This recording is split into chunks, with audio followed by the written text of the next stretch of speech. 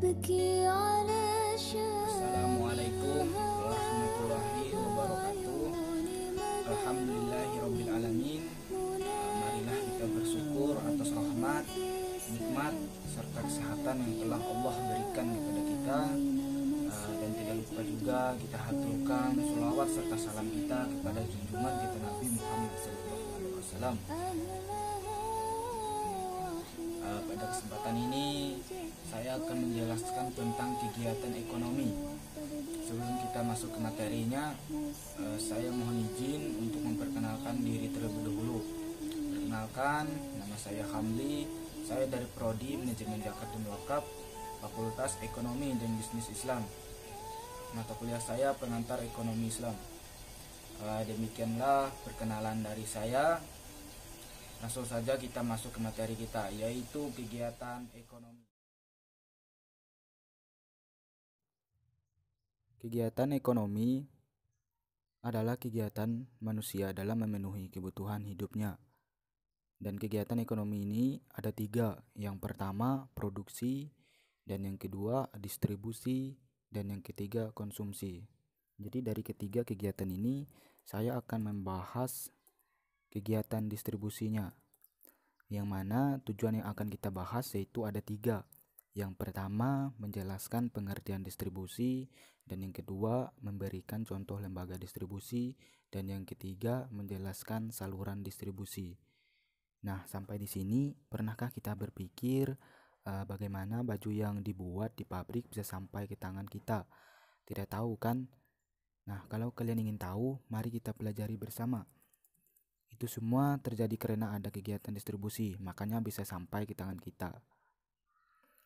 Langsung saja kita masuk ke poin A, yaitu pengertian distribusi. Jadi distribusi ini adalah kegiatan untuk menyalurkan barang atau jasa dari produsen ke konsumen.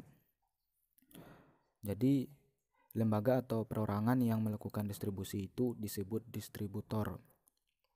Adapun tujuan distribusi ada 4. Yang pertama itu menyalurkan barang dari produsen kepada konsumen.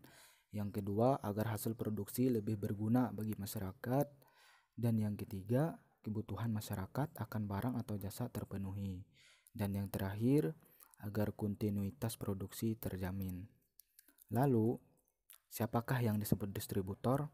Langsung saja kita masuk ke poin B, biar kita tahu siapa yang disebut distributor itu.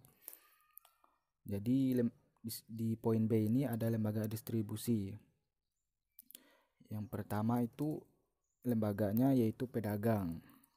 Jadi pedagang itu disebut distributor yang membeli barang dengan tujuan untuk dijual kembali atas namanya sendiri. Kemudian pedagang ini terbagi menjadi 2, yaitu pedagang besar dan pedagang eceran. Pedagang besar atau grosir adalah orang atau badan usaha yang membeli barang dalam jumlah besar kemudian menjualnya lagi kepada pedagang yang lebih kecil. Kemudian pedagang eceran. Pedagang eceran ini adalah orang atau lembaga yang menjual barang dagangannya langsung kepada konsumen secara satuan. Kemudian ada perantara khususnya juga. Jadi perantara khusus ini adalah lembaga yang berfungsi untuk menyalurkan barang dari produsen ke konsumen, namun tidak bertanggung jawab apabila barang yang disalurkan tersebut tidak laku. Nah, adapun yang termasuk perantara khususnya yaitu ada 3. Yang pertama agen, yang kedua makelar, dan yang ketiga komisioner. Di dalam lembaga distribusi ini ada yang namanya importir dan eksportir. Yang importir ini adalah orang atau badan usaha yang membeli atau mendatangkan barang dari luar negeri. Kemudian yang eksportir adalah orang atau badan usaha yang menjual barang ke luar negeri untuk memperoleh keuntungan. Untuk mencapai tujuan distribusi, ada beberapa saluran yang dilakukan agar barang sampai kepada konsumen. Langsung saja kita ke poin C, yaitu saluran distribusi. Jadi saluran distribusi itu ada 3. Yang pertama itu distribusi langsung, dan yang kedua distribusi semi langsung, dan yang ketiga distribusi tidak langsung. Nah, kalau Ya, kalau distribusi langsung ini di mana produsen menyalurkan hasil produksinya langsung kepada konsumen. Contohnya itu pedagang bakso ya. Kemudian yang kedua yaitu distribusi semi langsung. Nah, kalau yang distribusi semi langsung ini di mana penyaluran barang hasil produksi dari produsen ke konsumen dilakukan melalui badan perantara atau TOK milik produsen itu sendiri. Contohnya penjahit baju. Kemudian yang ketiga, distribusi tidak langsung. Pada sistem ini, produksi tidak langsung menjual hasil produksinya, baik berupa benda ataupun jasa kepada konsumen, melainkan melalui perantara. Nah, jadi semakin banyak perantara itu, harga barang yang dijual akan semakin mahal, karena masing-masing perantara ingin mencari keuntungan.